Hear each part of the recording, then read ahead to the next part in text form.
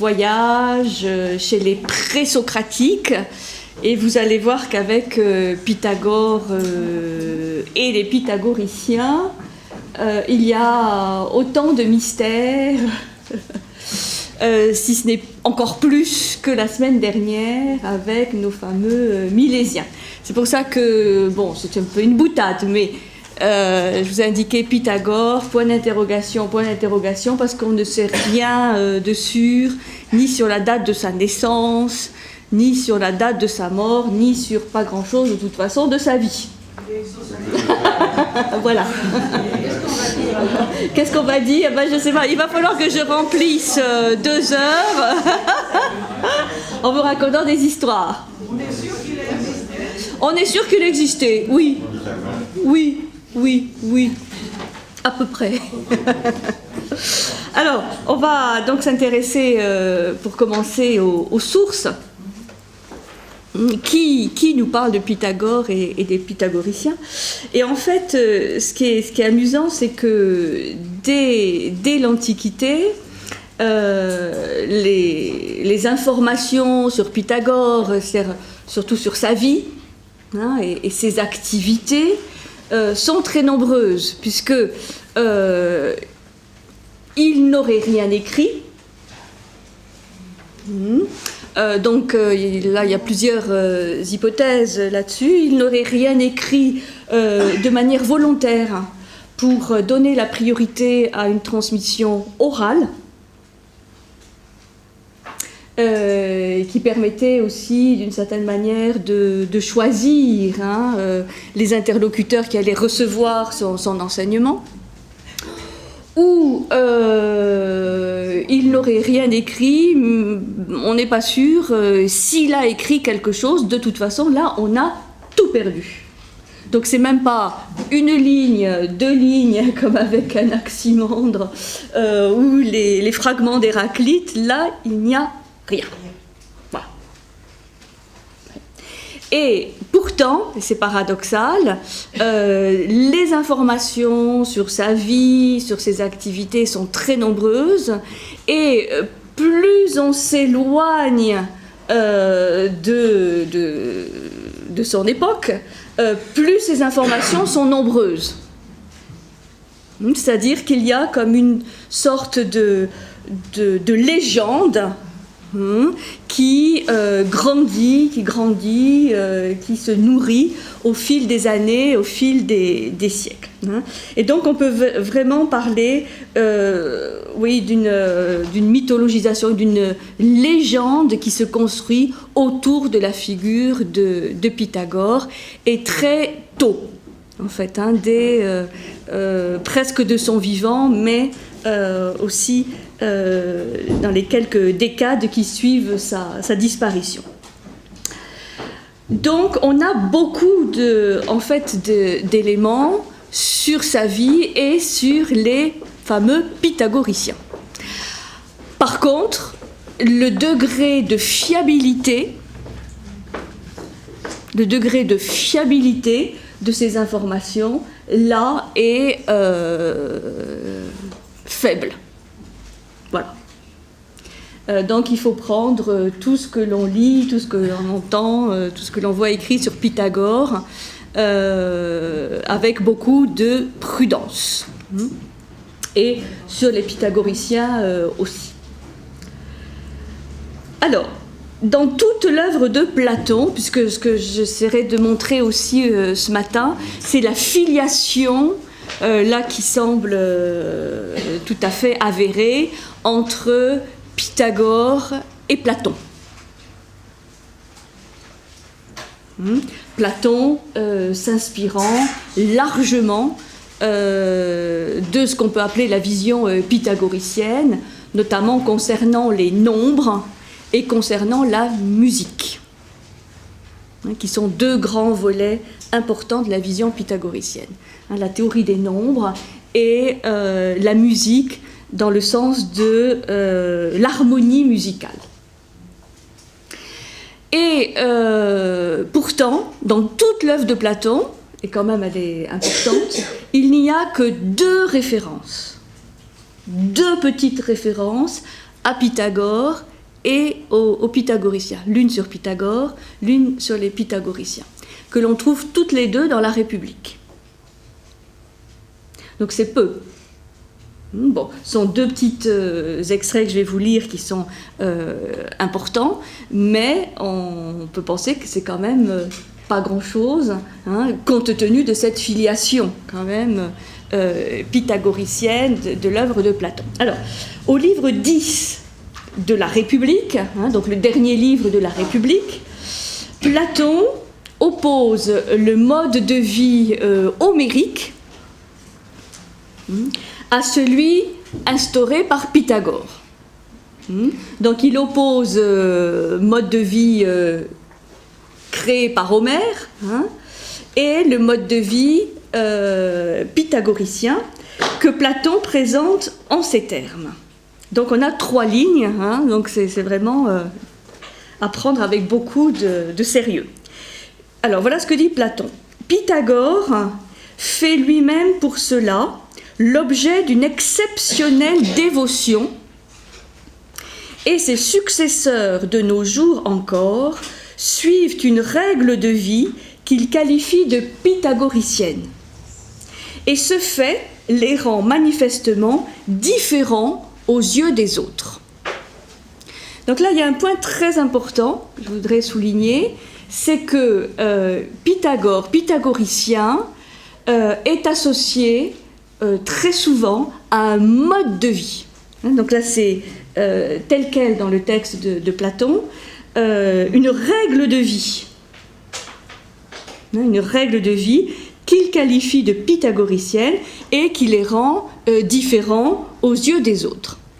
Alors ça, c'est un premier point, c'est que effectivement, on parle souvent d'une règle de vie ou d'un mode de vie pythagoricien, et qui est connu déjà à l'époque de Platon, hein, deux siècles après, et sur lequel reviendra très longuement un certain Jamblique, qui est un des néo-platoniciens, qui va diriger l'école néo-platonicienne, qui, avec Porphyre, son maître, va aussi écrire une vie de Pythagore. Et dans cette vie de Pythagore, de Jamblique, comme dans celle de Porphyre, il y a beaucoup de détails sur ce mode de vie pythagoricien. Et c'est par là qu'on doit aussi cette postérité, hein, de Pythagore et des pythagoriciens. Et donc Platon, sans donner beaucoup de détails, vous voyez qu'il ne précise pas trop les caractéristiques, hein, de cette règle de vie qui fonde son jugement, et pourtant on sait qu'il porte sur cette règle de vie philosophique un regard admiratif. Et il est possible que dans l'académie qu'il va créer, l'académie platonicienne, il va reprendre un certain nombre d'éléments de cette règle de vie pythagoricienne. Et donc, ce que l'on sait, c'est que Platon voue une certaine dévotion ou admiration vis-à-vis de Pythagore et de ce mode de vie pythagoricien. Et notamment, il va le reprendre, comme je disais tout à l'heure, par l'importance des mathématiques. Des mathématiques. On sait aussi que dans le cercle de Socrate, il y a des pythagoriciens. On a Simmias, on a Cébès de Thèbes, qui sont appelés dans les dialogues de Platon des pythagoriciens. Et on sait aussi qu'il y a un lien très amical entre Platon et certains pythagoriciens. Donc, tout ça, ce sont des indices. Hein, on est un peu comme Sherlock Holmes, on cherche des indices, hein, de cette filiation pythagoricienne, mais on a quand même quelques preuves de cette amitié, de cette admiration que Platon vouait aux pythagoriciens. Donc ça, c'est le premier point. Dans un autre passage de la République, au livre 7, donc un petit peu avant, Platon évoque les efforts faits par les pythagoriciens pour associer, par l'intermédiaire des nombres, toujours, l'astronomie à la musique. Ça, c'est un des grands sujets associés à Pythagore, aux pythagoriciens, le lien astronomie et musique. Hein, on verra tout à l'heure dans le détail. Et Platon souligne ceci, parce que là aussi, c'est quelque chose que lui reprendra et formalisera, théorisera, peut-être encore plus que Pythagore, notamment dans le Timée, qui est l'ouvrage qui parle de la création, la fondation, l'organisation du cosmos, à partir justement des nombres et de ces justes proportions ou rapports d'harmonie. Alors voilà ce que dit Platon dans La République au livre 7. Il y a chance que tout comme les yeux sont attachés à l'astronomie, de même les oreilles sont attachées au mouvement harmonique, et que ces connaissances sont liées l'une à l'autre comme des sœurs, ainsi que les pythagoriciens l'affirment. Et nous également, Glaucon, sommes d'accord avec eux.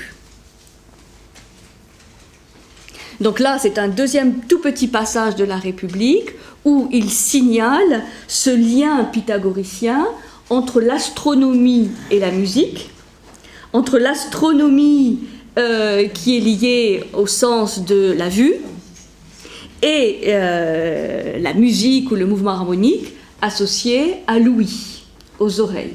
Mais deux disciplines qui sont liées comme des sœurs. Et ce qui est intéressant, c'est de dire nous sommes d'accord avec cela. Donc là, pour les archéologues de la pensée ou de la philosophie, on a un deuxième indice de cette filiation Pythagore-Platon. Il y en a d'autres, mais déjà ça c'est... Donc, cette référence aux doctrines pythagoriciennes n'est pas un hommage purement verbal. Platon reconnaît vraiment l'importance de ces deux disciplines liées, disciplines jumelles, que sont l'astronomie et la musique.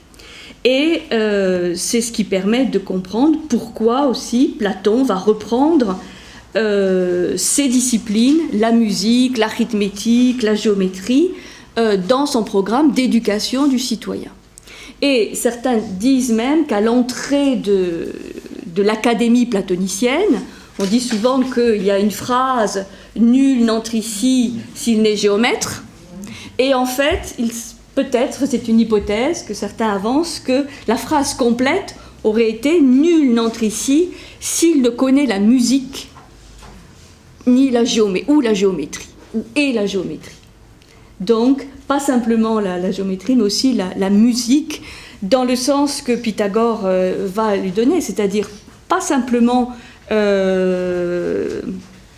l'esthétique des sons, non, mais la structure mathématique, numérique, des vibrations sonores, des vibrations harmoniques, et que ceci n'est pas simplement pour distraire l'âme, mais pour la soigner, c'est-à-dire la musique comme thérapie de l'âme.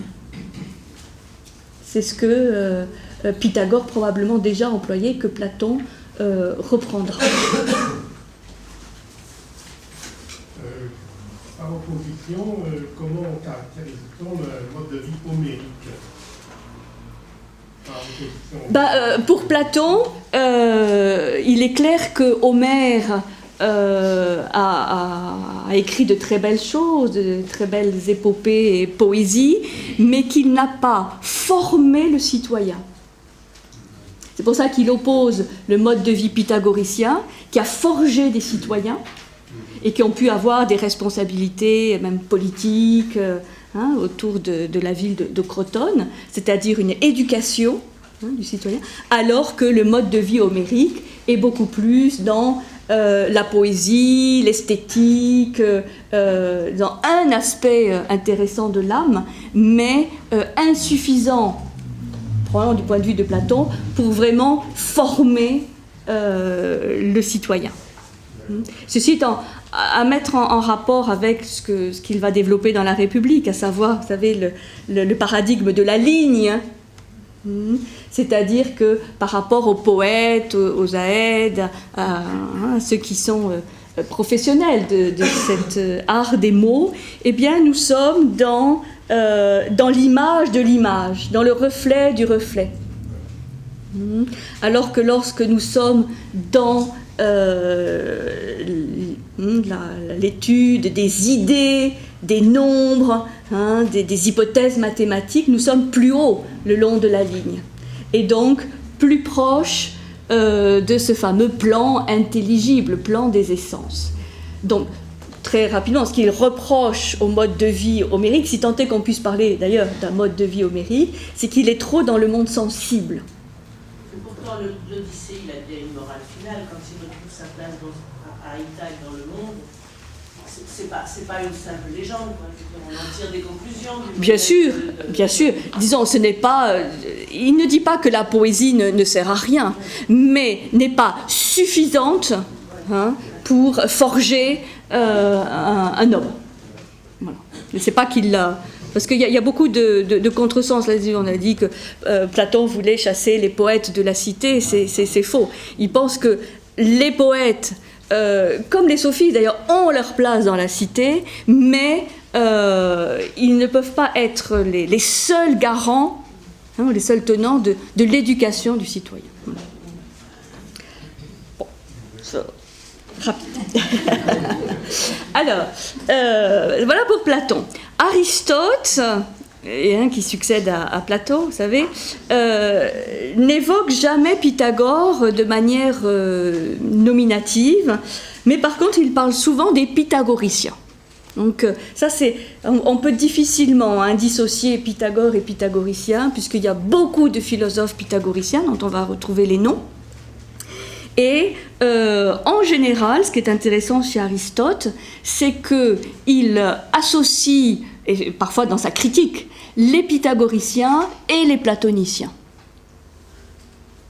Donc, il les met dans le même ensemble pour souvent critiquer leur vision, mais là, c'est un indice supplémentaire de la proximité entre pythagoriciens et platoniciens. Et en fait, c'est à partir de l'école d'Aristote, à partir du lycée, que va se développer toute une tradition biographique sur Pythagore. C'est à partir de là que se crée surtout cette biographie légendaire sur Pythagore.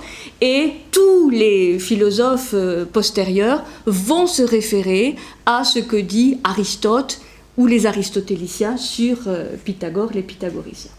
Et aussi, c'est dans la chronologie historique, c'est l'école néo-platonicienne, donc créée par Plotin. Ensuite il va y avoir Porphyre, Jamblique. Alors eux se disent eux-mêmes pythagoriciens.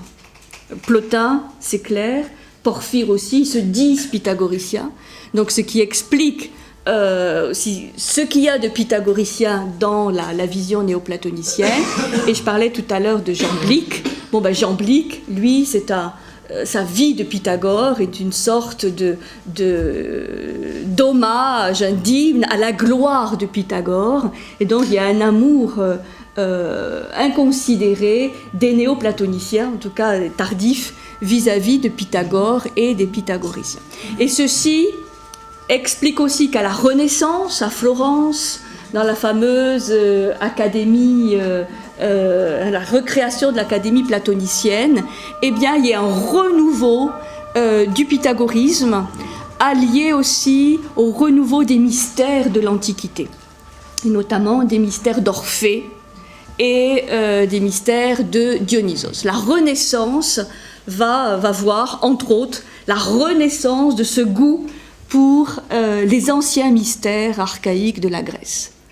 Le mystère de Samothrace, les mystères de Dionysos, le mystère d'Orphée, le mystère d'Éleusis. Il va y avoir un engouement d'un Pic de la Mirandole, d'un Marsile Ficin, d'un Côme de Médicis pour cet aspect-là où le côté philosophique se marie au côté religieux. On va voir presque Pythagore comme un saint. Ça fait partie de cette légende hagiographique, on appelle, autour de Pythagore. Et comme pour les saints, on va voir Pythagore accomplir des miracles, ce qui semble quand même assez éloigné du philosophe. Donc il y a cet aspect théurgique chez les anciens, enfin les derniers néoplatoniciens, et Pythagore va donc ressurgir avec cette aura de faiseur de miracles, entre autres. Alors, ça c'est, disons, pour citer un peu les sources qui nous parlent de Pythagore et des pythagoriciens, donc Platon, Aristote et les néoplatoniciens. Alors, vous voyez, tout le monde parle de Pythagore. Il y a aussi un deuxième élément qu'il faut voir, c'est un déplacement vers l'ouest, qu'on a déjà vu la semaine dernière avec Anaxagore. On avait dit qu'il était le premier philosophe ionien à aller vers l'ouest, donc à Athènes. Et ceci va aussi peut-être expliquer le fait que Pythagore, à un moment donné, quitte l'Ionie, ou la fameuse île de Samos, où il est né, pour la Grande Grèce, c'est-à-dire l'Italie du Sud. Et c'est à Crotone qu'il va fonder son école. Donc dans l'Italie du Sud, tout à fait au sud de la botte, du pied de la botte. Donc ce qu'on appelait la Grande Grèce, l'Italie du Sud. Et ceci serait dû à la poussée des Perses. L'invasion, la poussée des Perses qui oblige ce mouvement vers l'ouest, et donc un certain nombre d'habitants des colonies ioniennes se déplacent vers le Péloponnèse devant l'invasion des Perses, et ils s'installent donc dans le Péloponnèse, donc notamment à Athènes bien sûr, mais aussi dans l'Italie du Sud et en Sicile. Aussi en Sicile. Et donc on va appeler l'école italique, on l'appelle aussi l'école des Éléates, mais il y a ce terme d'école italique pour tous ces philosophes qui, isolément ou en école, vont se développer dans la Grande Grèce. Et parfois, l'école italique englobe Pythagore et les pythagoriciens, du fait de ce mouvement vers l'ouest. Et parfois, l'école italique ne les englobe pas, et à ce moment-là, on a Pythagore et les pythagoriciens comme un courant à part entière. Là, il y avait les Milésiens, qu'on a vu la semaine dernière, les Éléates, qu'on verra surtout la semaine prochaine, mais parfois, Pythagore et les pythagoriciens sont englobés dans cette école italique, ou Éléate, et parfois non. Parce que il y a un mystère quand même sur le surgissement de ce mouvement pythagoricien, parce qu'on n'a aucun indice de filiation entre les philosophes ioniens, c'est-à-dire ceux qu'on a vus la semaine dernière, et lui. C'est-à-dire que là, il y a encore une fois cette question qu'on s'était posée déjà la semaine dernière, d'une génération spontanée, d'un surgissement d'un mouvement qui apparaît déjà très structuré, avec des connaissances quand même très, très établies, un rôle politique très important, mais dont on ne connaît pas les origines, les sources, les causes. Donc un surgissement relativement spontané. Donc là encore, est-ce que c'est un passeur et de quoi voilà, ça reste quand même encore aujourd'hui un mystère. Alors là, je voudrais vous citer ce que dit Luc Brisson là, dans ce fameux ouvrage. Il dit, lui, il opte pour cette vision de passeur, comme nous avions opté la semaine dernière pour l'école de Milet. Il dit, Pythagore est un passeur, le terme est précis, entre la parole des dieux et la philosophie platonicienne. Considéré comme un dogme dans l'école néoplatonicienne d'Athènes, cette conviction fascinera toute la Renaissance. Ça, c'est Luc Brisson qui dit cela. Et donc, bon, je peux redire, là, c'est vraiment quelqu'un de très sérieux hein, au niveau des sources philologiques et autres. Pythagore est un passeur entre la parole des dieux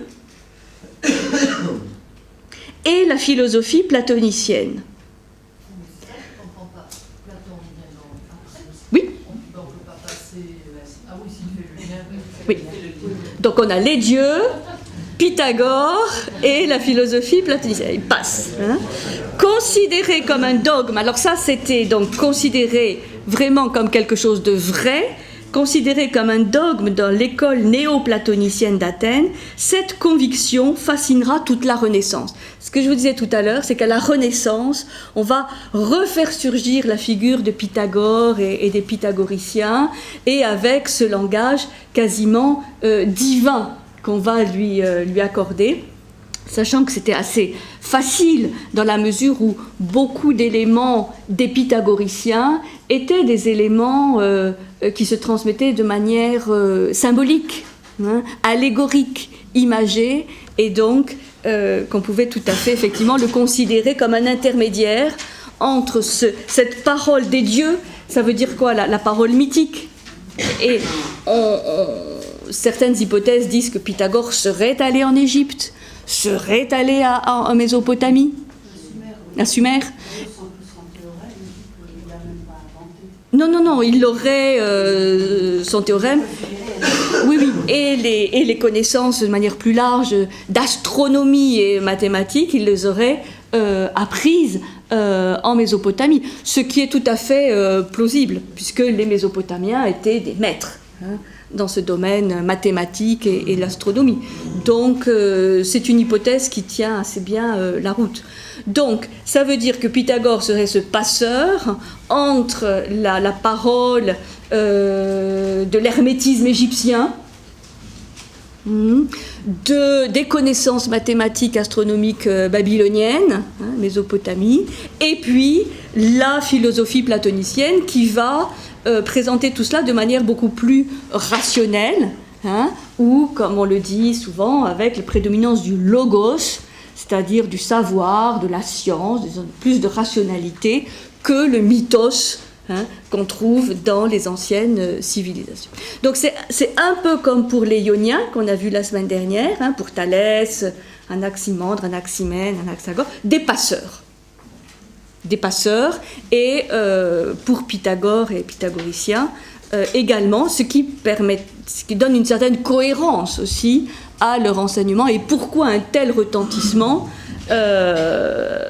alors que on ne sait pratiquement rien.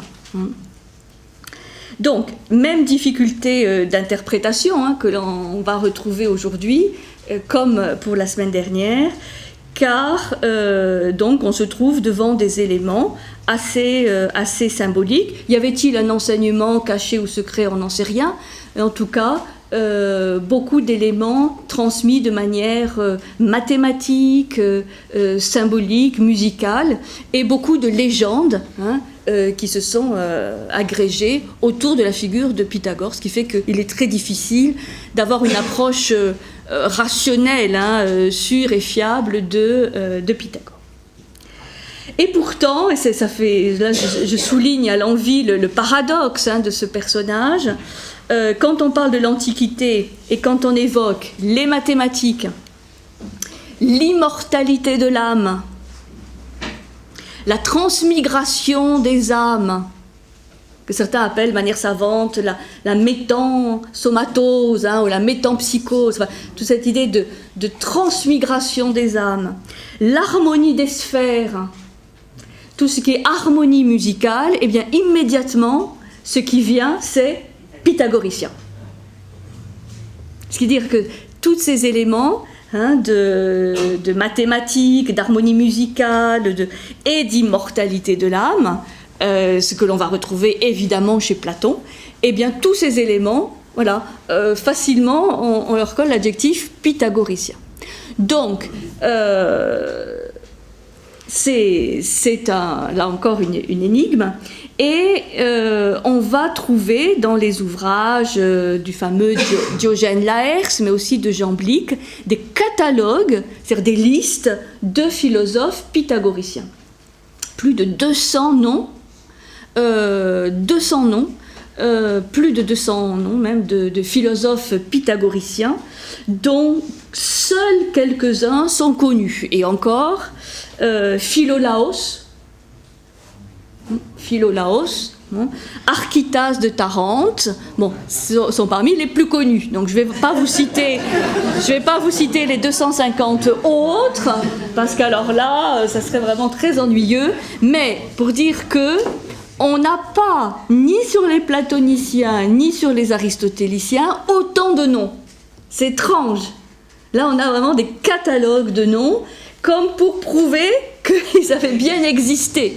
Il y a une surenchère de noms, et de la part de gens, qui sont quand même considérés sérieux. Diogène Laërce, Jean Blic, ils n'avaient pas intérêt non plus à inventer des noms.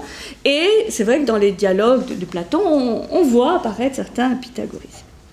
On dit que donc l'école pythagoricienne, ce fameux musée, était ouvert largement à tous, donc à toutes les catégories sociales, et, ça je sais que ça va plaire, largement ouverte aux femmes. Voilà, beaucoup plus que les autres écoles grecques, même l'académie ou le lycée. Les femmes étaient extrêmement assez nombreuses, enfin pas majoritaires évidemment, mais plus nombreuses que dans les autres écoles grecques, et certaines se sont illustrées. La plus célèbre est Théano, pythagoricienne, et la plupart de ces femmes pythagoriciennes étaient de grandes mathématiciennes et des grandes astronomes aussi, un peu les ancêtres d'Hypatie, puisque c'est sûr qu'à Alexandrie, avec le développement de l'école néoplatonicienne, on va avoir une continuité du mouvement pythagoricien. Donc, pour étudier aussi ce néo-pythagorisme, comme on va dire, il faut aller à Alexandrie. Et Hypatie est un bon exemple d'une femme à la fois philosophe, mais aussi mathématicienne, qui s'est beaucoup intéressée aux coniques, et astronome, comme on le voit dans le film Agora, où elle étudie les orbites des planètes et leur forme elliptique. Alors, les pythagoriciens auraient été les premiers, parce qu'on va voir quelle est la spécificité, les premiers à tenter une interprétation mathématique de l'univers. Vous vous rappelez, la semaine dernière, c'était l'eau, la péronne, l'infini, l'illimité, l'air, et puis Nous, avec Anaxagore. Chacun apportait, disons, un élément principiel à l'origine de l'univers. Alors avec Pythagore et les pythagoriciens, c'est le nombre. Le nombre. Et alors là, vous mettez vraiment une majuscule à nombre. C'est le nombre comme un principe, comme une qualité, comme une essence. Je suis désolée, on retrouve encore nos essences. Et donc, ils vont tenter d'expliquer l'univers comme étant un développement à partir de certains nombres clés, en quantité très limitée, et que ceci est la cause de la beauté et de l'harmonie de l'univers. Sont les premiers à mettre autant l'accent sur cette notion d'harmonie, de beauté de l'univers. On pouvait le déduire aussi des Milésiens, mais là c'est vraiment le cœur même de leur vision. L'univers est beauté, l'univers est harmonie, et c'est parce que les lois qui l'animent, qui le structurent, qui l'organisent, sont mathématiques. Et qu'on va trouver dans le mystère des nombres la source et l'origine de cette harmonie. Et ils vont développer donc l'arithmétique, la géométrie comme discipline essentielle dans l'éducation, associé évidemment à la musique. Alors, revenons un tout petit peu sur les éléments que l'on peut connaître de sa vie, au moins les moins fantaisistes. Hein. Donc beaucoup de recherches ont été faites sur sa date de naissance, hein, en recoupant les événements historiques. Donc ça va entre 506 et 590. Donc vous voyez, hein, c'est assez large. Pour ça, un point d'interrogation. Donc maintenant, d'après les dernières recherches, ça serait 580. Bon, disons. Et on sait qu'il a vécu assez vieux. Donc ça nous porterait jusqu'à 500, 510 ou 500, la date de sa mort. On le dit fils d'Apollon. Bon, évidemment, lui qui va développer l'harmonie musicale et qui va s'inspirer d'Orphée et sa lyre, hein, il est tout à fait naturel, hein, de donner une filiation à Apollon, hein, qui est le dieu de l'harmonie, de la musique, et qui a aussi une lyre, hein, à 7 cordes. Donc, fils d'Apollon, on dit qu'il serait descendu aux enfers, mais qu'il en serait revenu. Mais ça, c'est une allusion typique à Orphée, hein, lequel je reviendrai. Et puis, doué d'ubiquité. Voilà, ce que je disais, c'est la sanctification de Pythagore. Il faut prendre ceci avec beaucoup de prudence. Ce que l'on peut quand même déduire de ce nom Pythagore, c'est que c'est celui qui a été annoncé par la Pythie. Donc quand même un être exceptionnel, parce que tout le monde n'était pas annoncé par la Pythie. Hein? Alors, il serait fils d'un marchand de Tyr établi à Samos, donc c'est Samos son lieu d'origine. Donc Samos est une petite île, hein, dans la mer Égée, hein, près des côtes, tout près de la côte ionienne. Et puis il va quitter Samos pour l'Égypte, où il aurait été, hein, je mets tout ça au conditionnel, initié au mystère égyptien dans les sanctuaires de Memphis et d'Héliopolis, hein, deux grandes cités égyptiennes, Memphis et Héliopolis, où il y avait encore à cette époque un fonctionnement des temples. Et quand on dit temple en Égypte, c'est pas simplement le côté religieux, mais aussi le côté connaissance, puisque c'était le rôle d'un certain nombre de prêtres d'étudier et d'écrire, hein, sur ces papyrus, les connaissances de tous ordres qu'ils pouvaient avoir à transmettre. Une des hypothèses est que lors de l'invasion de l'Égypte par les Perses, il aurait été fait prisonnier et donc emmené en captivité à Babylone. Et c'est là, on dit qu'il aurait été en contact avec des prêtres babyloniens, avec des astronomes, avec des mathématiciens, et où il aurait pendant 5 ans de captivité, ou de semi-captivité, appris tout ce qu'il va ensuite transmettre dans le domaine des mathématiques et de l'astronomie. De retour à Samos, il fonde une école qui s'appelle le Demi-Cercle. Puis, il émigre à Crotone, donc en Italie du Sud, hein, dans la région calabraise, où il fonde la première école de philosophie connue en Occident. École, disons vraiment en tant que telle, c'est pas que les Milésiens n'avaient pas créé de structure ou d'institution, mais là vraiment, c'est une école avec un cursus, un enseignement, hein. Et cette école, il va l'appeler le musée. Du nom des muses, bien entendu, qui sont ces 9 muses. Ce sont les filles de Zeus et de Mnémosyne, c'est-à-dire la mémoire. Alors ça, c'est très très important pour comprendre la vision pythagoricienne. Mnémosyne, la mémoire, et ces 9 muses constituent le cortège d'Apollon. Elles résident soit dans le mont Parnasse, soit dans le mont Hélicon, ça ça dépend des traditions et des versions, mais elles sont associées à Apollon. Et que représentent ces muses? Eh bien, essentiellement, la musique, la poésie, l'histoire, avec Clio notamment, mais aussi les mathématiques et l'astronomie.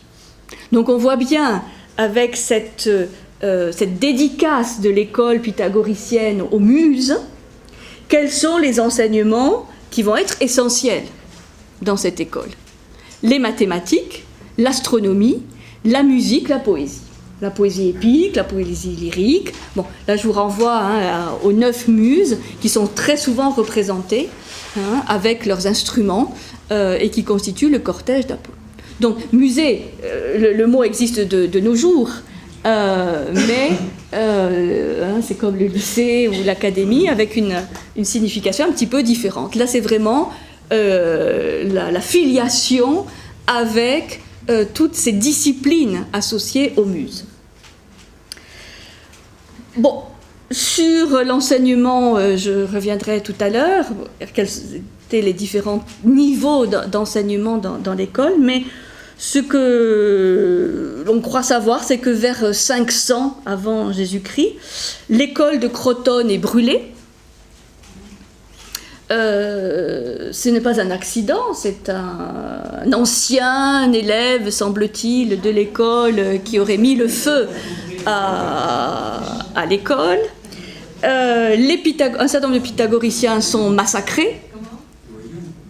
C'est peut-être à ce moment-là que Pythagore aurait été tué, mais on n'a aucun élément certain sur la mort et la disparition de Pythagore.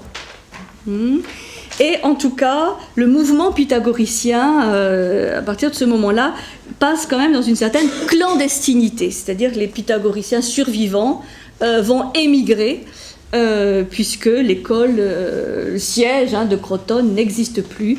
Et donc, ceci explique aussi la diffusion, comme quoi, toujours un côté positif, même aux éléments les plus dramatiques, c'est qu'il va y avoir une diaspora des philosophes pythagoriciens, chacun recréant un petit mini-école ou mini-courant dans son lieu.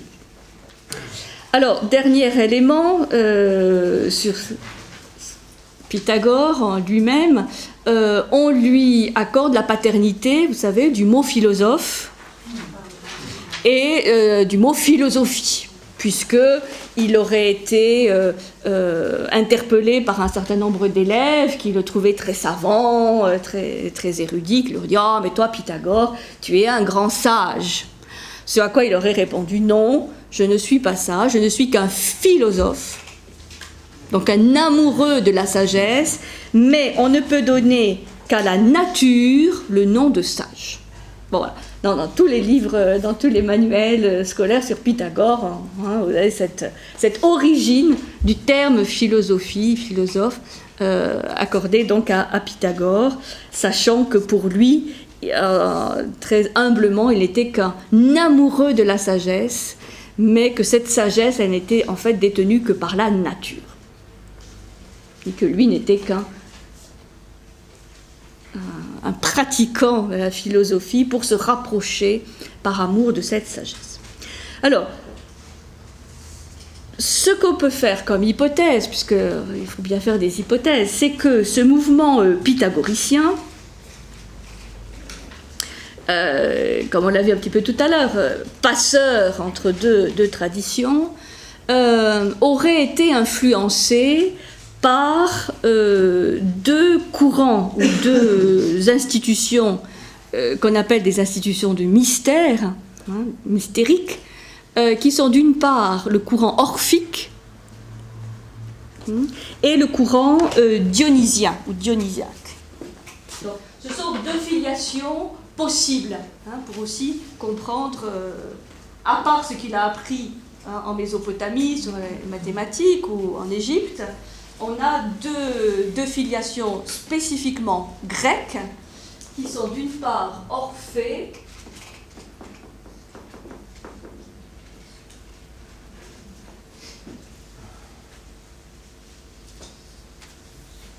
et Dionysos. deux personnages, Orphée et Dionysos, ont donné lieu à l'instauration de mystères, c'est-à-dire à la fois de rites autour de la vie, la mort de ces personnages, mais aussi de connaissances. Et je trouve intéressant de les citer parce que beaucoup d'éléments qui sont associés à Pythagore ou pythagoriciens, comme l'immortalité de l'âme, la transmigration des âmes, l'importance de la mémoire, sont directement en filiation avec les mystères orphiques et dionysiaques. Donc un tout petit rappel pour comprendre d'où pourraient venir ces connaissances de Pythagore. Donc l'orphisme, lui, se développe à peu près à partir aussi du 7e, 6e siècle avant Jésus-Christ, autour de cette figure d'Orphée. Qui est Orphée? Ce n'est pas un dieu, c'est un homme. C'est un poète. C'est un grand héros aussi de la Thrace, de cette région, la Grèce, Péloponnèse, la Thrace, et c'est un grand musicien. Il joue de la lyre à 7 cordes, et la lyre d'Orphée, bien connue, et on dit qu'il charme tous les règnes de la nature,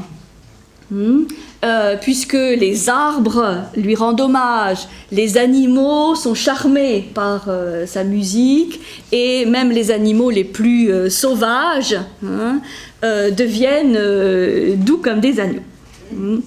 Donc Orphée, poète, musicien, la lyre, et bien entendu, un de ses éléments les plus connus, c'est qu'il va descendre aux enfers à la recherche de son épouse, Eurydice, mais qui est dans la vision symbolique, pas simplement son épouse, mais son âme.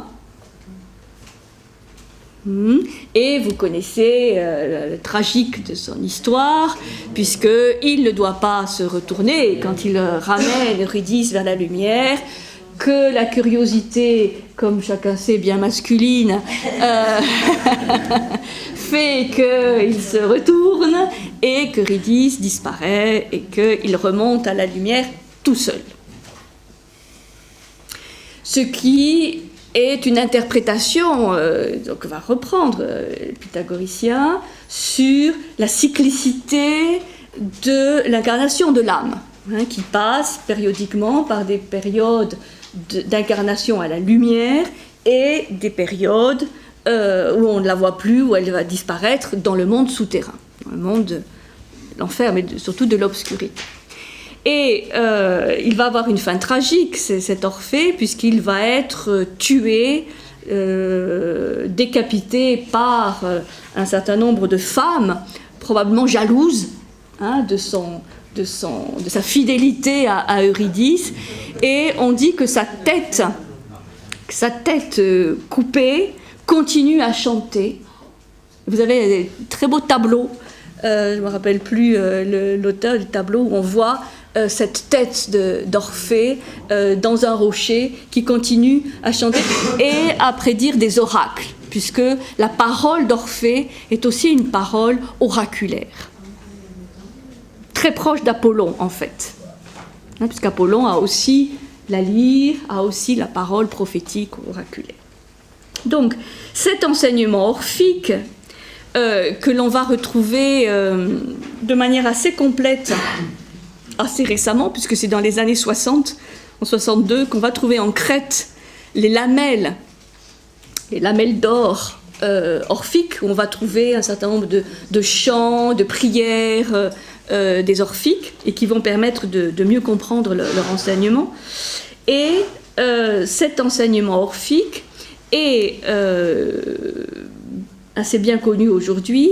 Il est basé sur une vision théogonique et cosmogonique, assez précise, qui est, comme je vous l'avais raconté mais il y a longtemps, à l'opposé de la théogonie d'Hésiode, puisque dans la théogonie orphique, on part de l'être, qui est représenté sous la forme d'un œuf, vers le non-être, qui est en fait, pour les orphiques, le monde sensible.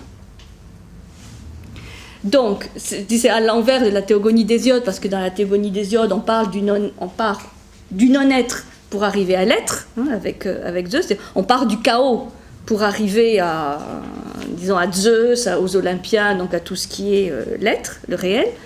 Et là, c'est à l'envers. On part de l'être complet, sous la forme d'un œuf, ce qui est très important par rapport à la filiation avec Pythagore, puisque le zéro, chez Pythagore, va avoir un rôle essentiel.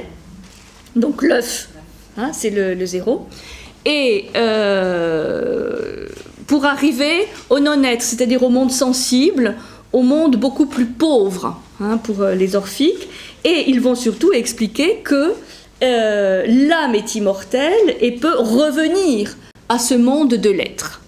Hein, donc c'est le début d'une vision cyclique, hein, par rapport à la nature, mais aussi par rapport à l'âme.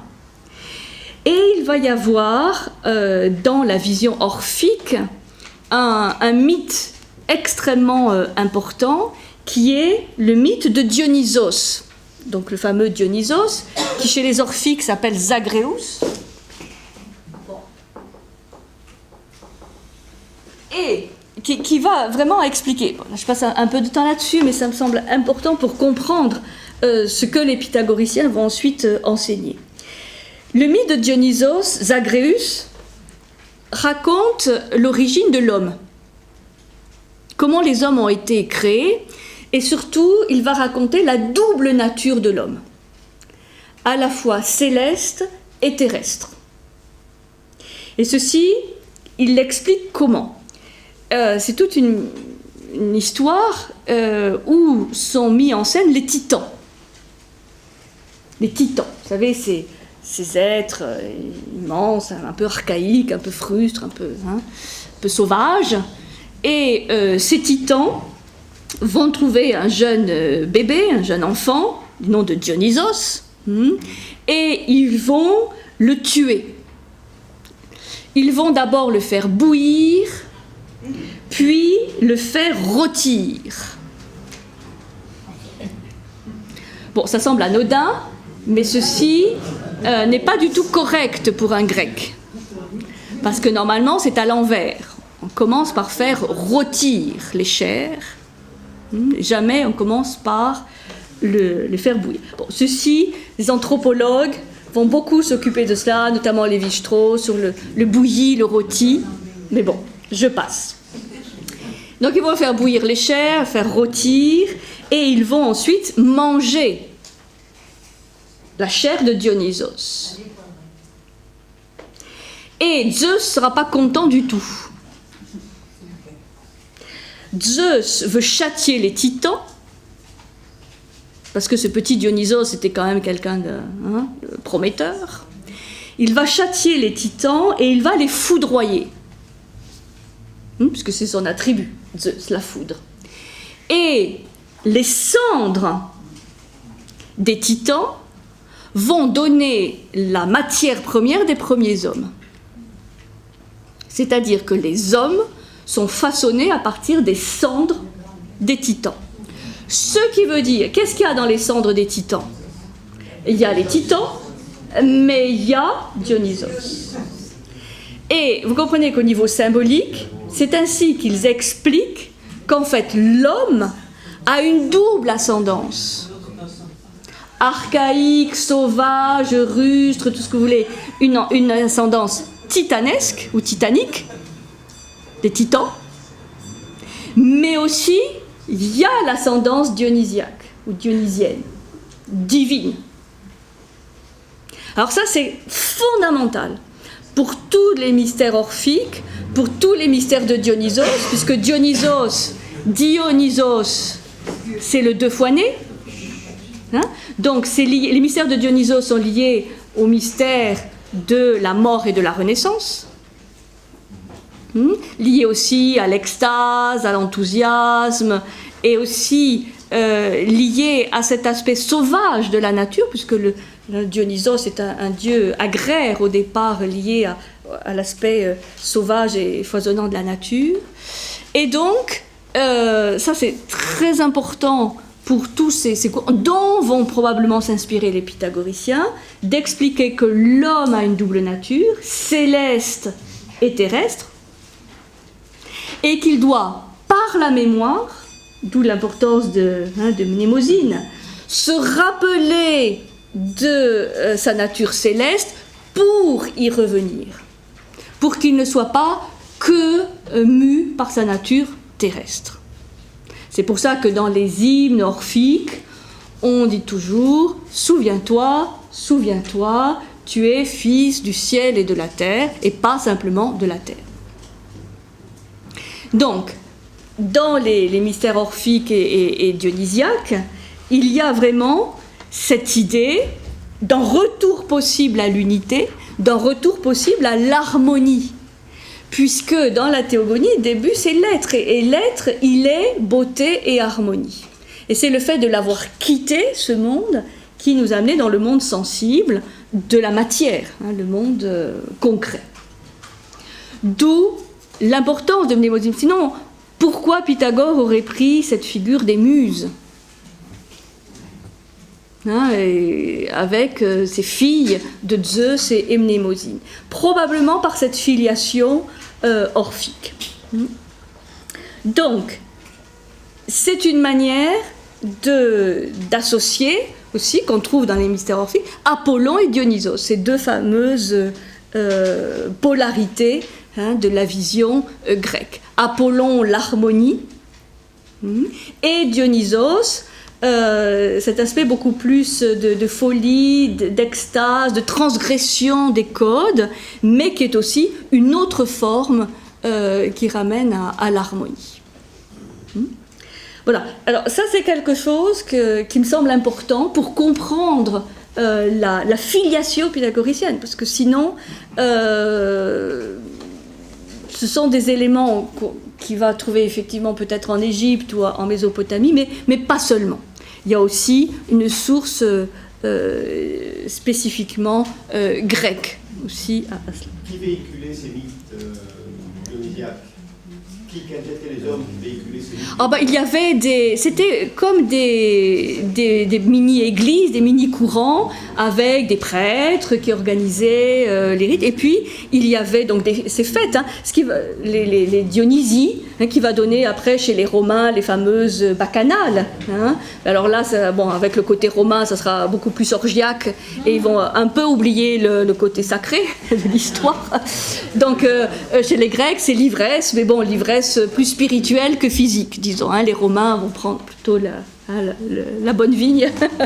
Mais il y a des courants, il y a des sectes, comme on les appelle, des écoles, des institutions qui véhiculent à la fois ces rites, mais aussi les mythes et les enseignements qui vont avec.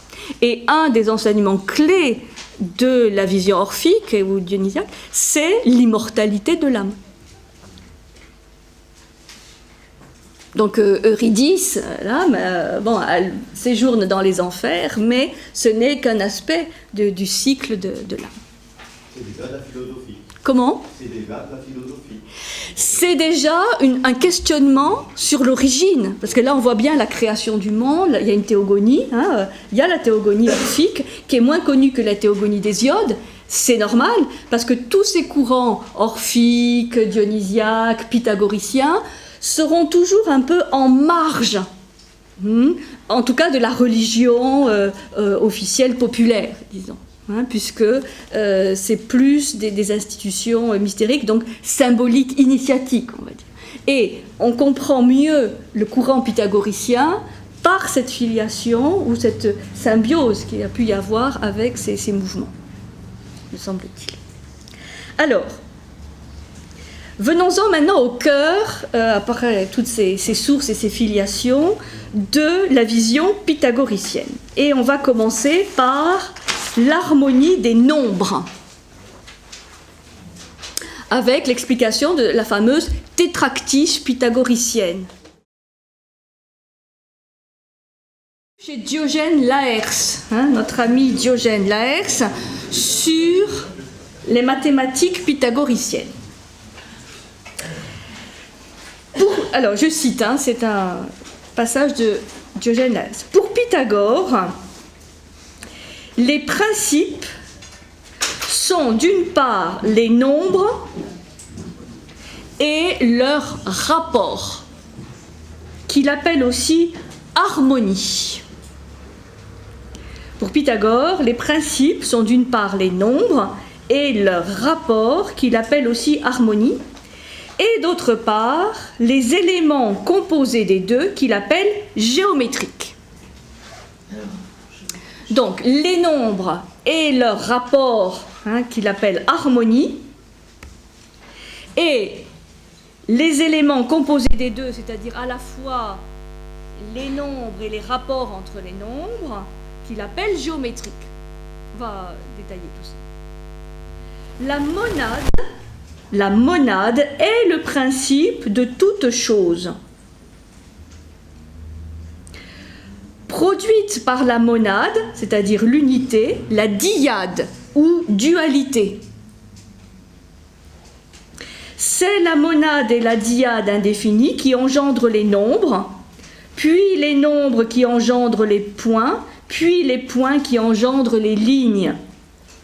À leur tour, celles-ci produisent les figures planes, lesquelles produisent les figures à 3 dimensions, lesquelles produisent les corps sensibles, dont les éléments sont précisément au nombre de 4. Le feu, l'eau, la terre et l'air, qui changent et se transforment entièrement les uns en les autres. Voilà ce que dit Diogène Laërce sur la mathématique pythagoricienne. Oui, oui. Alors, ce qui est important, c'est déjà de comprendre que pour Pythagore et les mathématiques pythagoriciennes, ce qu'on appelle nombre, ce n'est pas une quantité, c'est une qualité, c'est un principe. C'est pour ça qu'il va parler du nombre 0, qui est vraiment l'œuf primordial, l'origine, hein, je vous ai représenté en haut, l'origine de toute chose. Le 0, qui est avant même, hein, l'idée d'unité, qui est l'être, hein, comme chez les orphiques. Après, on a le nombre 1. Mais ce n'est pas une quantité, c'est une idée, c'est un principe, c'est une qualité qui est la qualité de l'unité. Donc 1, unité, monade, c'est synonyme. Monade, ce qui est seul. Monos, hein, 1. De cette unité va être engendré le nombre 2, qu'il appelle la dyade, la dualité, qui est aussi une qualité. C'est-à-dire, c'est dans le schéma, c'est plus simplement le point dans le cercle, c'est l'axe. C'est le point qui devient ligne. Qu'est-ce que c'est qu'une ligne ? C'est un point en mouvement.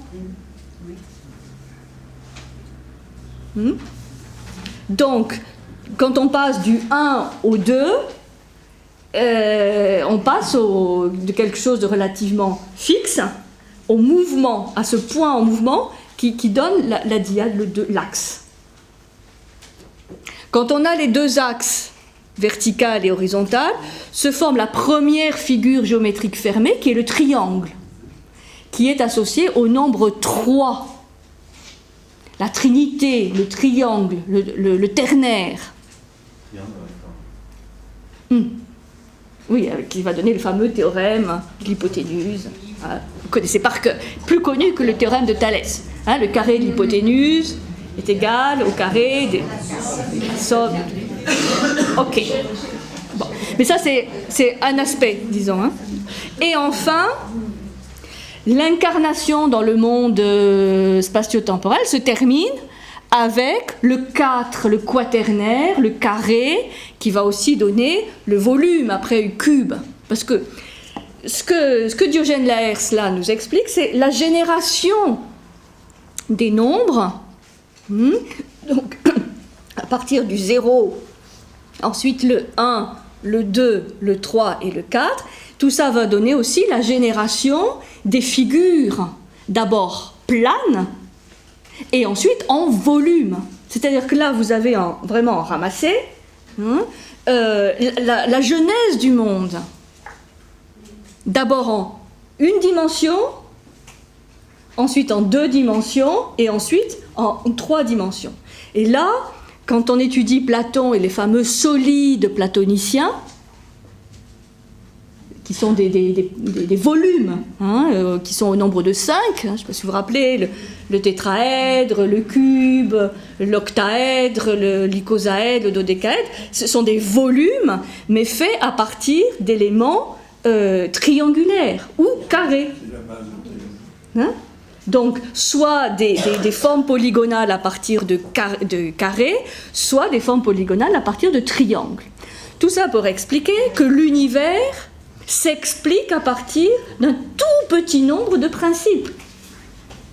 L'origine, le 0, le 1, le 2, le 3, le 4.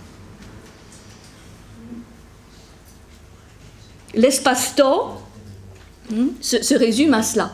Et c'est ce qu'on appelle la tétractise, que je vous ai expliqué tout à l'heure, puisque en plus, la somme de ces 4 principes, 1 plus 2 plus 3 plus 4, égale le 10. Et le 10, c'est quoi? C'est la totalité, puisque c'est le 1, c'est-à-dire le retour à l'unité, avec le 1, et à côté, le 0, qui donne le démarrage possible d'un nouveau cycle, c'est-à-dire la possibilité d'engendrement. C'est pour ça qu'il suffit de savoir compter jusqu'à 10 avec Pythagore. C'est bien, hein? Parce que, voilà, il y a tout. Puisque les nombres sont des idées, sont des principes, donc ce ne sont pas des quantités qui vont jusqu'à l'infini, il n'y a pas de notion d'infini. Les nombres sont en fait en même temps des fractions de l'unité primordiale.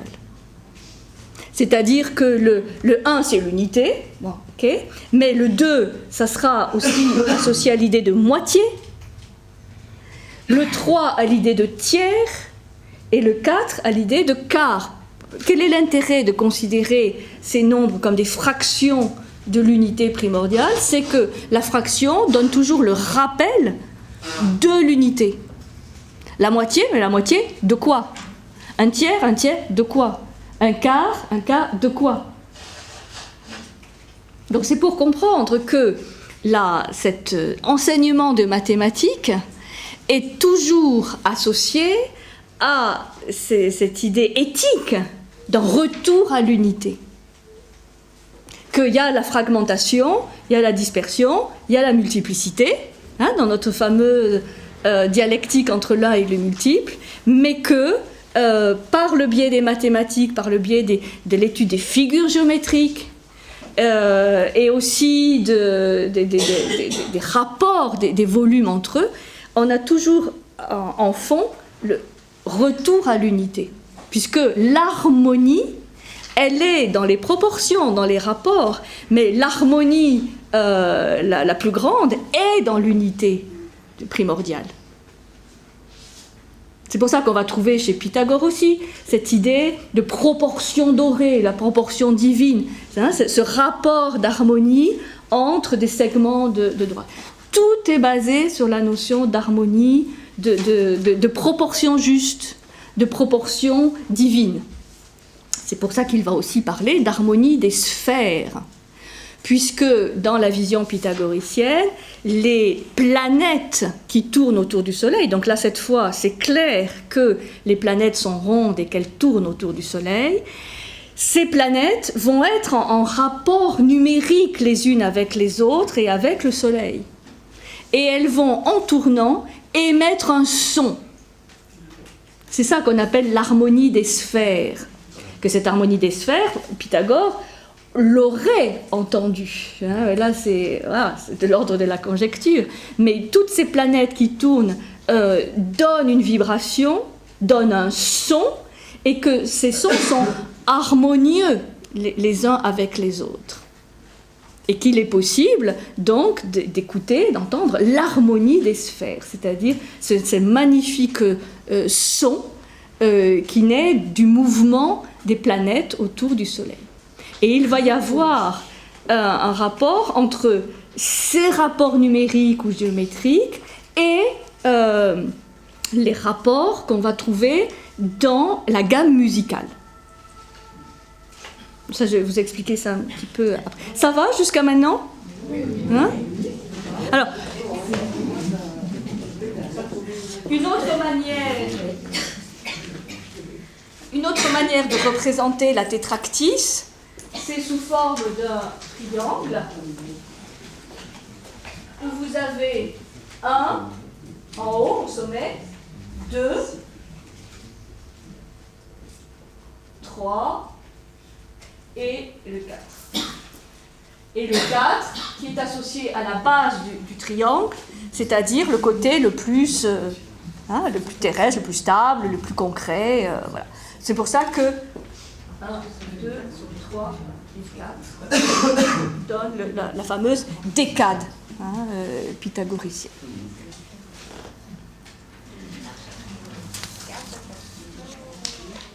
Et dans les vers dorés, qui est une sorte de grande prière pythagoricienne, les vers dorés de Pythagore, on trouve cette évocation. Je le jure par celui qui nous a donné le quaternaire, principe de la nature éternelle.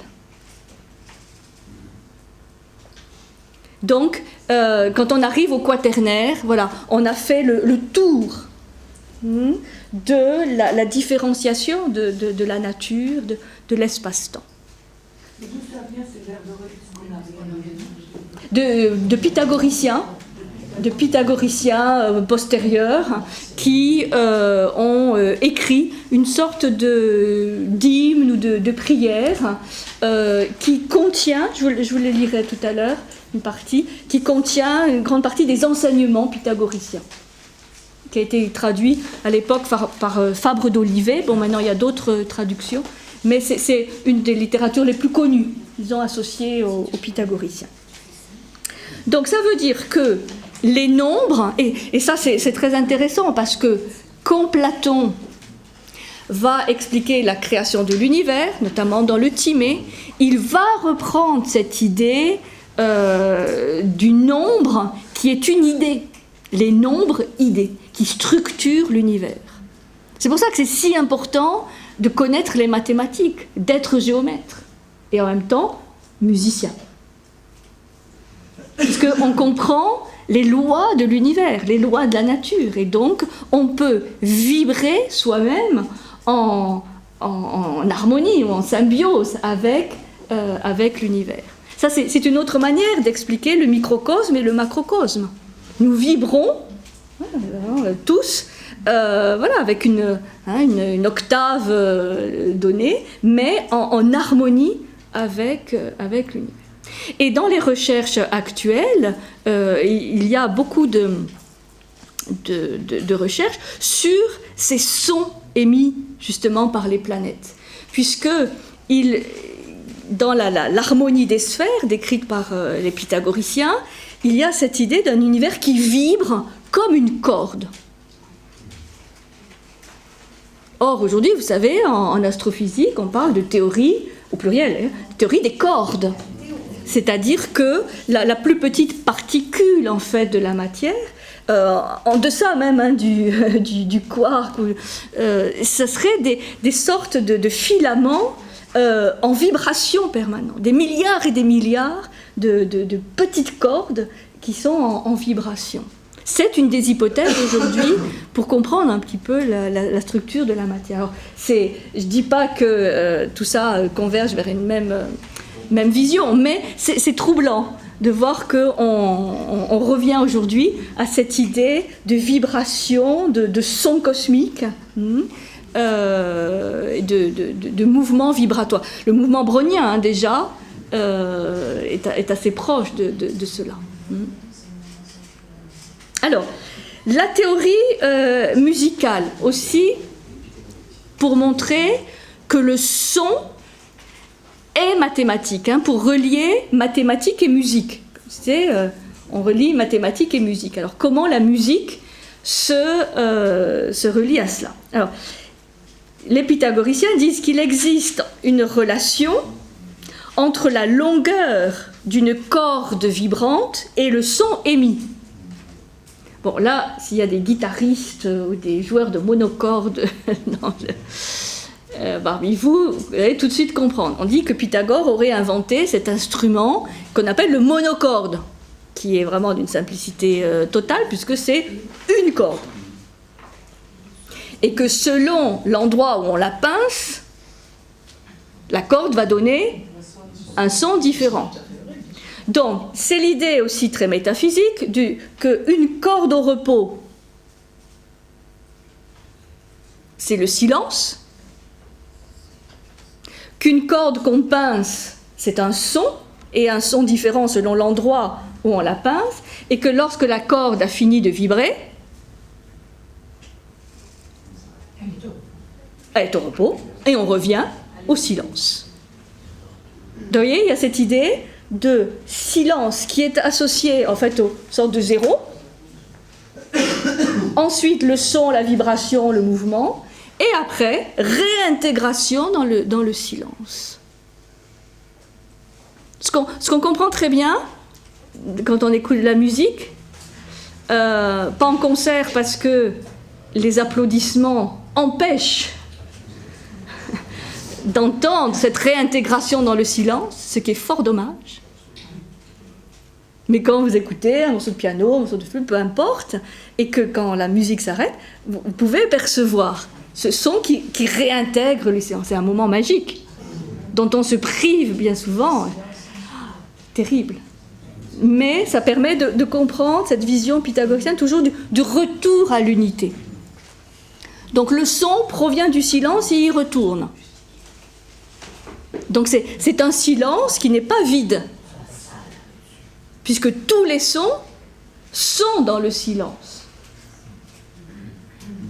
Sinon, d'où surgirait-il?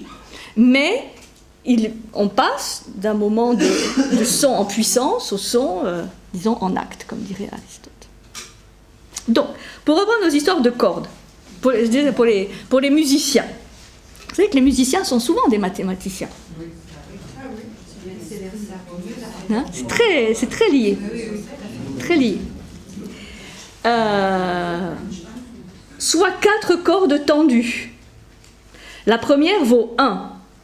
La deuxième a une longueur représentant les 3/4 de la première. La troisième, les 2/3, et la dernière, la moitié. Donc vous avez une corde qui vaut 1, une corde qui vaut 3/4, 2/3 et la moitié. Eh bien, quand on peint successivement ces cordes, on va entendre le Do, puis la quarte du Do, le Fa, puis la quinte du Do, le Sol, enfin le Do à l'octave. C'est-à-dire qu'il y a un rapport entre les espaces numériques ou géométriques et les sons émis par ces cordes. Tout ça, c'est une idée de vibration harmonique. Donc, toutes les notions de quinte, quarte, octave sont des intervalles musicaux qui sont des intervalles mathématiques. Ça vous donne, disons, un exemple d'application musicale des mathématiques. Alors, tout ça est très banal aujourd'hui, mais voilà ce sur quoi travaillaient les pythagoriciens. Et on dit que, bon, ça fait partie aussi de la légende de Pythagore, mais qu'il avait une telle connaissance de la nature humaine qu'il voyait la vibration de chaque être humain. Et qu'il pouvait comme ça, quand il constituait des groupes, mettre ensemble des gens qui pouvaient vibrer en harmonie, vibrer à l'unisson. C'est très beau. Et donc...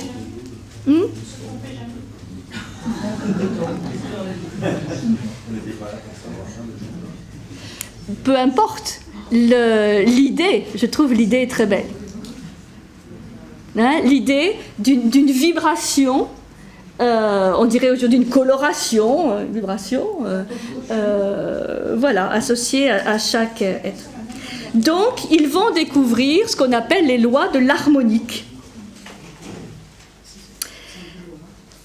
la hauteur du son est inversement proportionnelle à la longueur de la corde, donc c'est par rapport au monocorde. Hein, là où plus la corde est longue, plus le son est grave.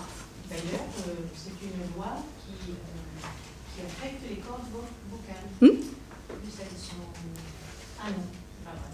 Plus elles sont courtes, plus la voix est aiguë. C'est ça. C'est ça. C'est ça. C'est ça. C'est inversement proportionnel à la longueur, c'est ça. Ah oui. Alors ce serait vrai? Oh, ça c'est très gênant. Très, très gênant.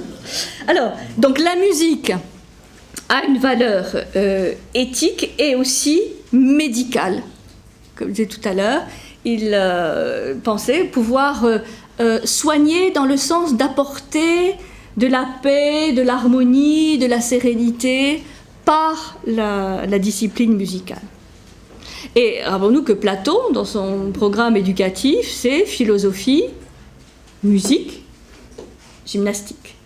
C'est-à-dire la musique, hein, en tant que telle, cette science des muses, donc pas simplement la musique comme on l'entend aujourd'hui, mais aussi les mathématiques, ont un rôle essentiel. Pourquoi? Pour la psyché. Pour le côté médiateur, intermédiaire, hein, le côté émotionnel de la chose. Alors,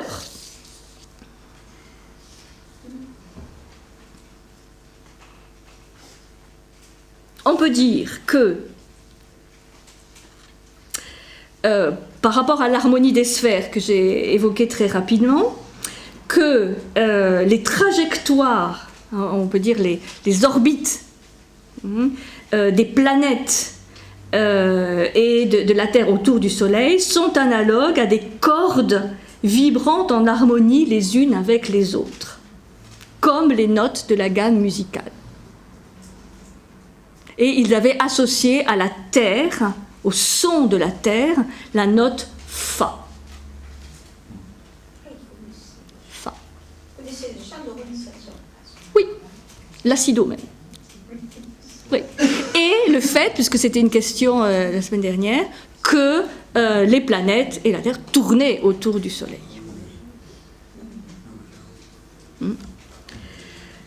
Donc on peut dire que, de manière schématique, que le pythagorisme est la somme de ces 4 disciplines clés: la musique, fondée sur l'acoustique, la mesure d'intervalle entre les sons, la géométrie,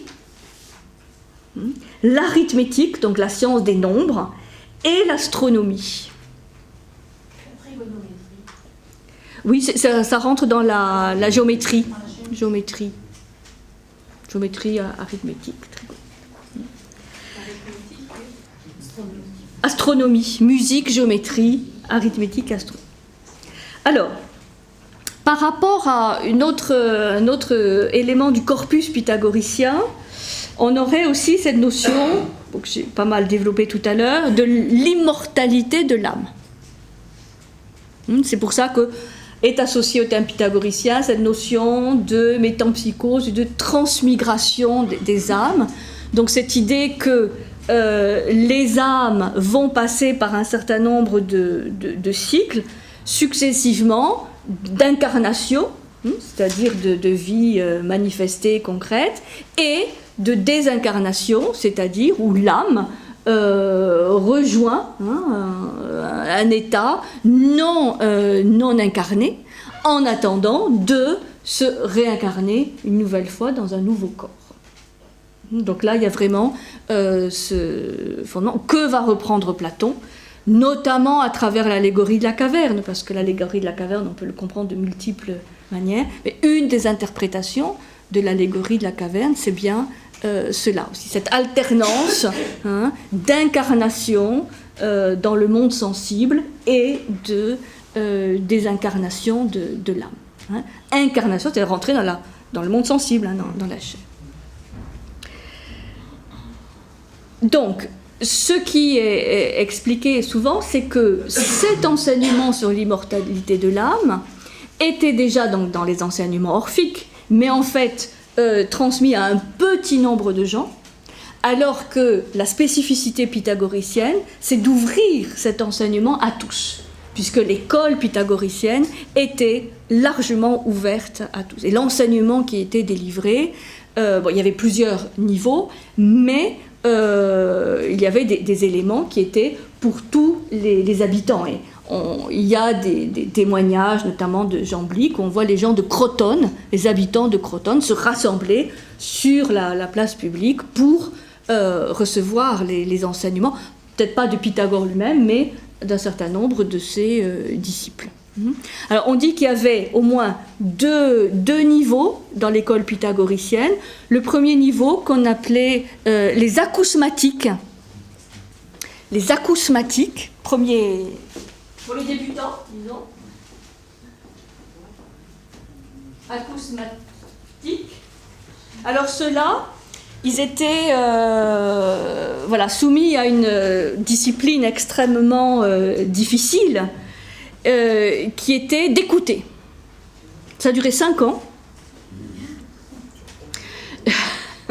D'un enseignement que l'on écoute, sans avoir la possibilité de parler. Pas de questions, pas de critiques, on écoute. 5 ans. Acousmatique. Si on passait cette épreuve de 5 ans, avec un enseignement régulier, pas une fois par an, on passait au deuxième niveau, qui sont ceux qu'on appelle vraiment les pythagoriciens, qui sont les mathématikoi, les mathématiciens. Ceux qui vraiment rentraient là, oui, dans l'enseignement des mathématiques, de la géométrie, de la musique, approfondissaient cet enseignement. Donc, c'est ainsi que, se transmettaient ces enseignements. Alors, on dit que les responsabilités politiques que certains pythagoriciens ont eues à Crotone et ailleurs étaient déjà accessibles aux acousmatiques. Et pas simplement aux mathématiciens. Alors, on raconte aussi, là on rentre plus maintenant dans ce mode de vie, ce mode de vie pythagoricien dont on parlait tout à l'heure. Un des éléments qui est souvent répété, c'est la notion d'amitié, ou de confiance très importante entre les pythagoriciens. Que le lien d'amitié et de confiance était vraiment très, très puissant. Alors il y a une anecdote qui est assez célèbre, qui est rapportée par Jamblique dans sa fameuse vie de Pythagore. Je vais vous la raconter, vous lire le texte de Jamblique. On dit encore que les pythagoriciens, même sans se connaître, ni s'être encore jamais vus, veillaient à honorer les devoirs de l'amitié. C'est ainsi qu'on raconte qu'un pythagoricien arriva, après une longue marche solitaire dans une auberge, où une grave maladie, due à l'épuisement ou à quelque autre motif, le cloua au lit pour si longtemps qu'il finit par manquer de ressources. Cependant, pris de pitié pour l'homme, l'aubergiste pourvut sans lésiner à tout, assistance et argent. Mais comme le mal empirait, notre homme s'apprêta à mourir. Il traça sur une tablette un signe de reconnaissance, en recommandant à l'aubergiste, si malheur lui arrivait, d'accrocher à l'extérieur de l'auberge la tablette et d'observer si parmi les passants, personne ne reconnaîtrait le symbole. Car, lui dit-il, la personne qui le reconnaîtrait lui rembourserait toutes les sommes qu'il avait engagées pour lui et le remercierait en son nom. L'inconnu mourut, l'aubergiste lui rendit les derniers honneurs et fit enterrer sa dépouille. Néanmoins, il ne se repaissait pas de chimère. Il ne rentrerait jamais dans ses frais et ne risquait pas d'être jamais remercié par quelqu'un qui aurait reconnu le symbole figurant sur la tablette. Malgré tout, il tenta l'expérience. Tant son hôte l'avait frappé par ses recommandations et il ne manquait jamais d'offrir au regard la tablette. Beaucoup de temps s'écoula jusqu'au jour où un pythagoricien de passage s'arrêta pour s'enquérir de l'auteur de ce symbole. Il se fit expliquer en détail tout ce qui s'était passé et remit à l'aubergiste une somme d'argent bien supérieure aux frais engagés. C'est beau. Alors, est-ce que c'est vrai? On n'en sait rien. Mais c'est une histoire pour expliquer l'idée vraiment de solidarité et de fiabilité associée à l'époque au terme de pythagoricien. Quand on dit pythagoricien, c'est quelqu'un de parole. C'était quoi le symbole alors? Ah, Elle devait utiliser la coquille. c'est comme la question qui était posée au début de l'enseignement pythagoricien, où quelqu'un dessinait 3 points et posait la question « qu'est-ce que c'est ?» Voilà. Et il ne fallait pas répondre un triangle, la trinité, enfin des choses trop compliquées. La bonne réponse était 3 points. Et en général, personne ne pensait à répondre là, parce qu'on veut chercher toujours des réponses compliquées. Et c'est pour ça qu'il y avait, en général, peu de gens qui passaient déjà la première épreuve. Parce qu'on va toujours imaginer plein de choses. Bon, voilà, c'est une anecdote rapportée par Jean Blic pour montrer que voilà, les pythagoriciens étaient des hommes de parole et de... Alors, on m'a posé la question sur les fèves, que les pythagoriciens ne mangeaient pas de fèves. Ils ne mangeaient pas de fèves. Alors, ça fait partie, bon, c'est une petite histoire, mais ça fait partie à part entière du mode de vie pythagoricien. De même que les orphiques ne mangeaient pas d'œufs. Ah oui, parce que manger l'origine du monde, c'est gênant. Et c'est un peu la même chose pour les pythagoriciens qui ne mangeaient pas de fèves. Pourquoi? Parce que la fève, c'est ce qu'on met dans la galette des rois, hein, c'est la graine, à partir duquel tout pousse. Donc, manger la graine, manger la fève, c'est comme manger l'œuf. C'est-à-dire, on mange la vie, la source, l'origine de la vie. Et donc, oui, mais dans le sens de... Non, mais soyez pas trop rationnel. Symbolique. Parce que bien sûr, la graine... Voilà. Alors après, vous déclinerez tout ce que vous voulez. Moi, j'y peux rien. Les pythagoriciens, c'était la fève. Alors après, vous faites votre cuisine.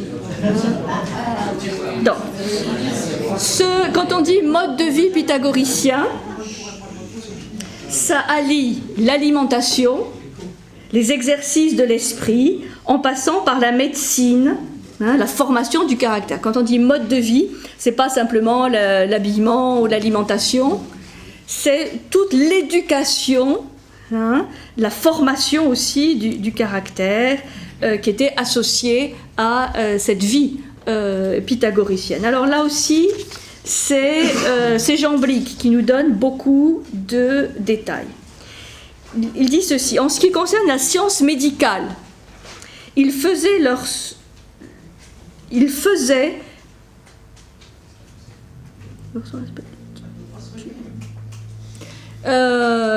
je pense qu'il y a une erreur dans la traduction, mais disons, en ce qui concerne la science médicale, ils développaient surtout l'aspect diététique. Ils étaient d'ailleurs très pointilleux sur ce chapitre des régimes alimentaires. Ils cherchaient d'abord à reconnaître les signes de l'harmonie entre les efforts, l'alimentation et le repos. Puis ils s'occupaient de la manière même de préparer les aliments et définissaient les régimes. Ils furent, pour ainsi dire, les premiers à se lancer dans cette voie. Donc, c'est rien de dogmatique, mais en fonction des activités de la personne, ils conseillaient de manger plutôt tel ou tel élément. Les pythagoriciens avaient aussi recours au cataplasme, plus systématiquement qu'on ne l'avait fait jusque-là. Mais ils étaient plus réservés sur les drogues, n'utilisant pour ainsi dire que celles destinées à traiter les ulcérations et rejetaient presque totalement opérations chirurgicales et cautérisation. Tout ça pour dire qu'il y avait déjà aussi des connaissances médicales chez ces pythagoriciens, avec beaucoup d'utilisation de plantes. Dans le cas de certaines maladies, notamment maladies de l'âme, il recourait aux incantations. Il prêtait d'ailleurs à la musique de grands pouvoirs sur la santé, à condition qu'on en usât selon les modes convenables. Il ne négligeait pas non plus la lecture de passages choisis, tant d'Homère que d'Hésiode, pour restaurer l'harmonie des âmes. Donc là aussi, c'est la poésie épique et la poésie lyrique étaient vues comme outils de thérapie de l'âme. Vous voyez, ils étaient déjà les inventeurs de l'art-thérapie, notamment par le côté musical, les incantations, les poésies, les vibrations, puisque l'âme vibre, hein, comme toute chose, donc on peut restaurer l'harmonie de l'âme par la musique. Ils accordaient une place, c'est toujours Chambly qui nous dit, privilégiée à la mémoire et s'appliquaient à l'exercer, d'abord en vérifiant qu'ils avaient solidement assimilé les connaissances de base sur un sujet avant de passer à un autre objet d'étude, et ensuite en repassant quotidiennement leurs leçons. C'est-à-dire, la mémorisation par cœur faisait partie de la discipline de vie pythagoricienne. Pas simplement pour les enfants hein, ou les adolescents, mais pour tous. L'apprentissage par cœur.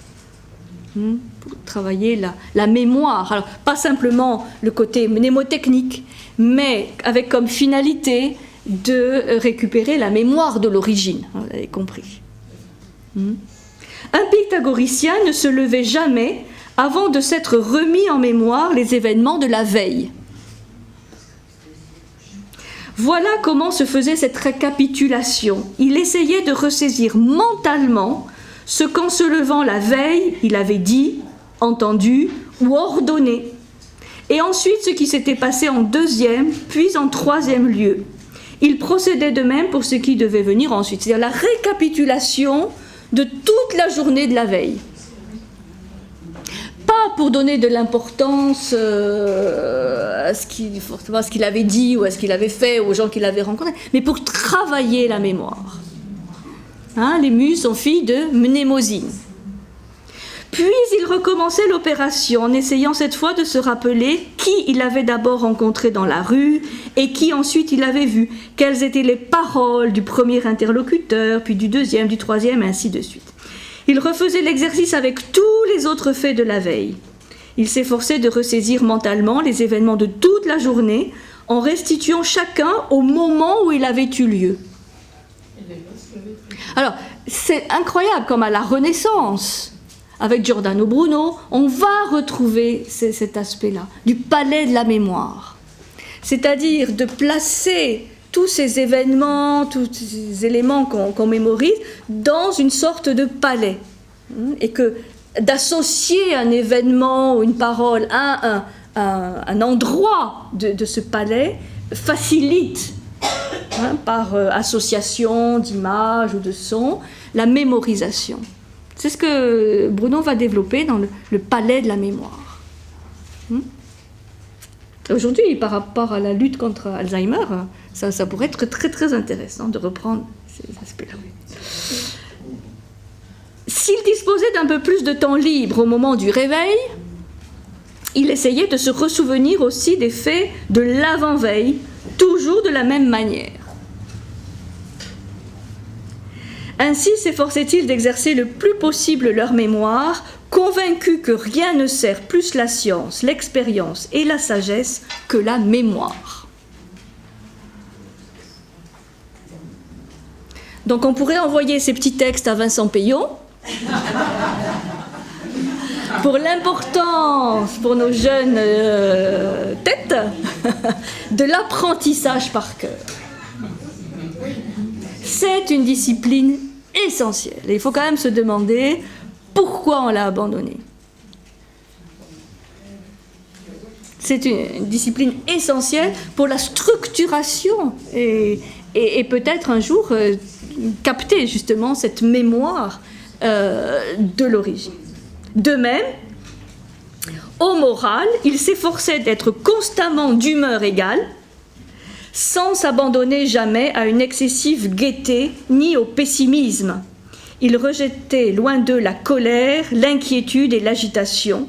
D'ailleurs, l'un de leurs préceptes n'était-il pas, et ça c'est quelque chose qu'on trouve bien dans les vers dorés, qui est une sorte de prière ou de bréviaire sur le comportement en fait de tous les jours, éviter les excès, la colère, être toujours d'humeur équanime.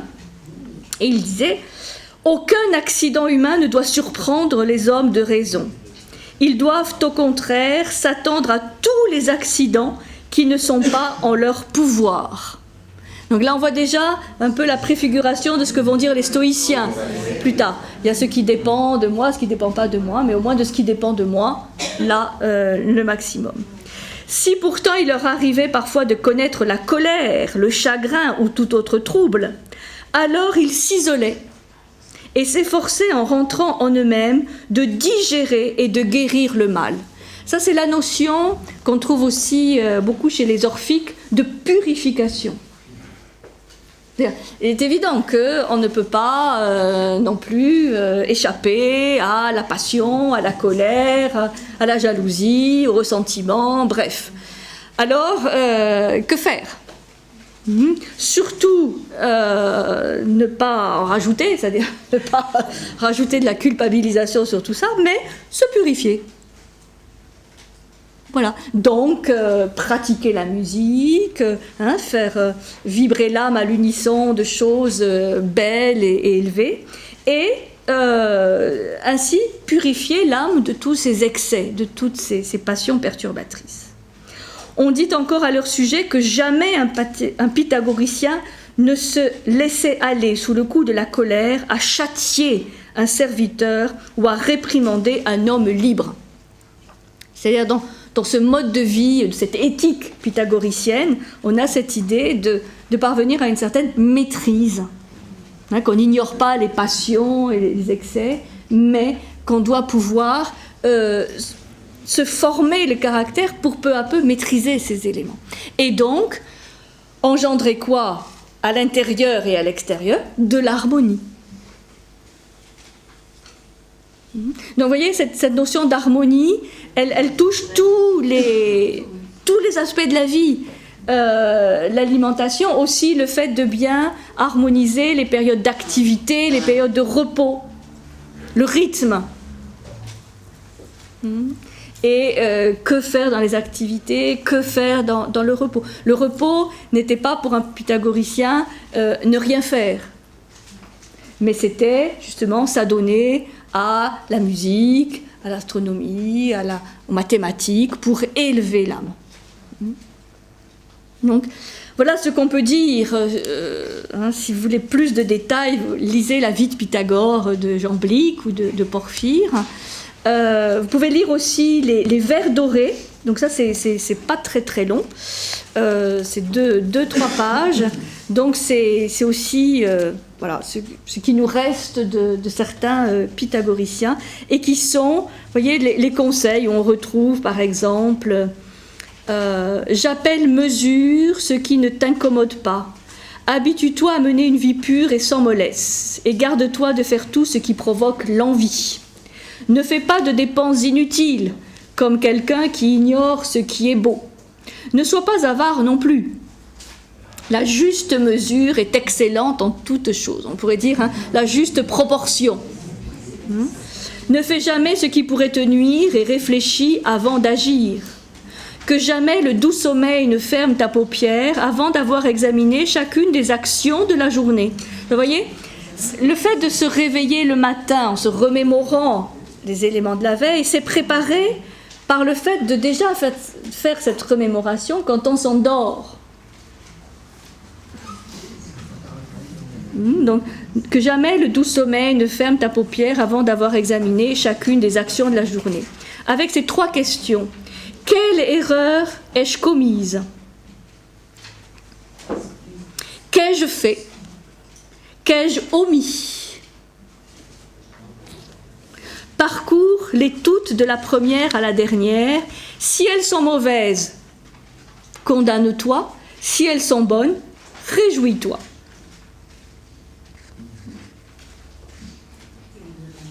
Et à la fin, après avoir guéri ton âme, tu la sauveras de ces maux, mais abstiens-toi des aliments dont nous avons parlé, et pour la purification et la libération de l'âme, décide et réfléchis en prenant le supérieur pour guide.